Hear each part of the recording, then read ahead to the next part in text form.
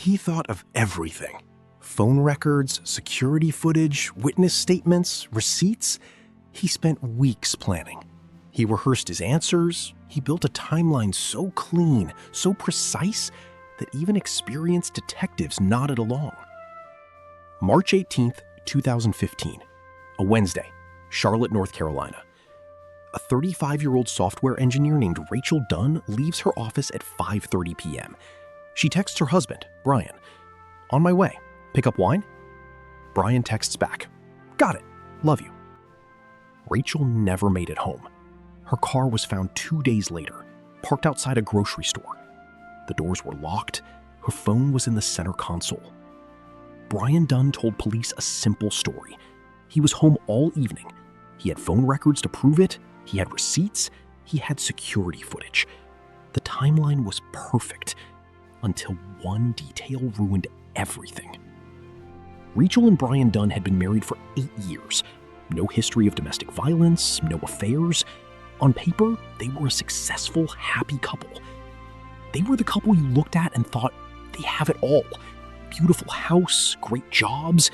They seemed perfect. When Rachel went missing, Brian became the focus. Standard procedure. Brian welcomed detectives into his home. He offered coffee. He answered every question. Detective Nora Castillo had 16 years of experience.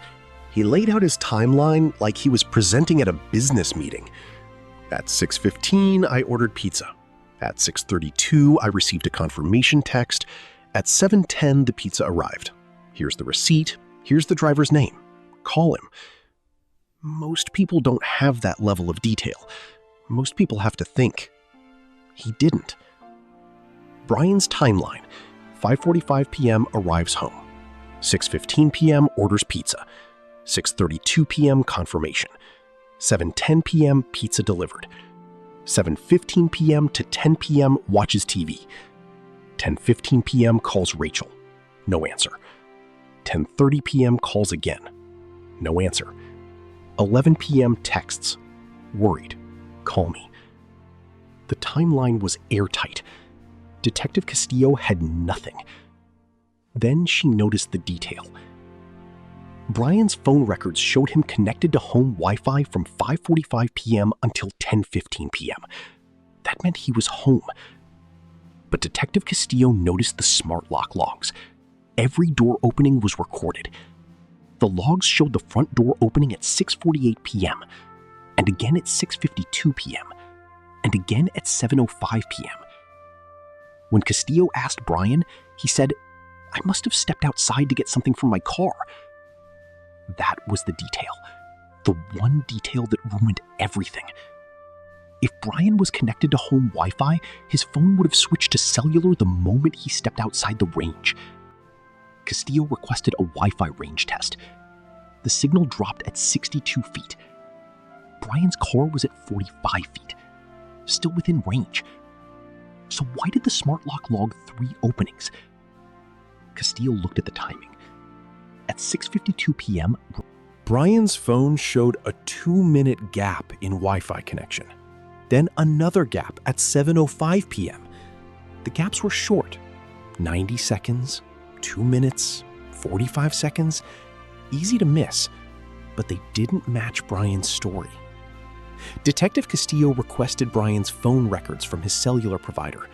His phone had switched to cellular data 3 times between 6:15 p.m. and 7:30 p.m. Each time, the phone connected to a tower that did not cover his home. The towers were near a wooded area 4 miles away. Castillo drove to that area. She found a gravel pull-off. In the mud, tire tracks. She requested a search warrant for Brian's car. Inside the trunk, a single strand of long brown hair. Rachel's hair. On the spare tire, soil matching the gravel pull-off. Brian was brought in for a second interview. This time, he was not calm. "Brian, your phone left your home 3 times. Your car had her hair in the trunk, her soil on your spare tire. Tell me what happened." I went for a drive to clear my head. I didn't see Rachel. I didn't hurt her. Then why did you lie about being home all night? I was scared. At Brian's office, in a filing cabinet behind his desk, Detective Castillo found a backpack. Inside, rope, duct tape, latex gloves, and a handwritten note. The note read, March 18th, 6:30 p.m. Pull off on Old Mill Road. She said she wanted to talk.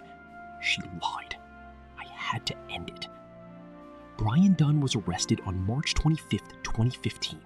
Charged with first-degree murder. He did not confess. He said, I don't know how that got there. But the timeline was no longer perfect. The one detail, the Wi-Fi gaps he thought were too small to notice, had unraveled everything. Rachel Dunn's body was found on April 2nd, 2015, buried in a shallow grave near Old Mill Road, less than half a mile from the gravel pull-off. Brian Dunn went to trial in September 2015. The jury deliberated for 6 hours. Verdict: guilty of first-degree murder. Sentence: life in prison without parole. He built a perfect timeline. He thought of everything. But he forgot about the Wi-Fi range. He forgot about the smart lock logs. He forgot that every time he left his house, his phone left a trail. One detail. That's all it takes to destroy a perfect lie. A perfect timeline. Until one detail ruined everything.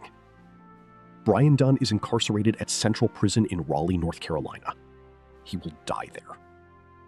Rachel's family established a scholarship in her name for women pursuing software engineering.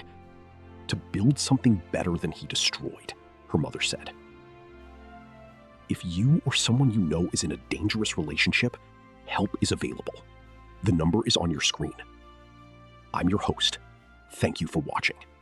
And remember, no alibi is perfect. Every lie leaves a crack. You just have to look close enough.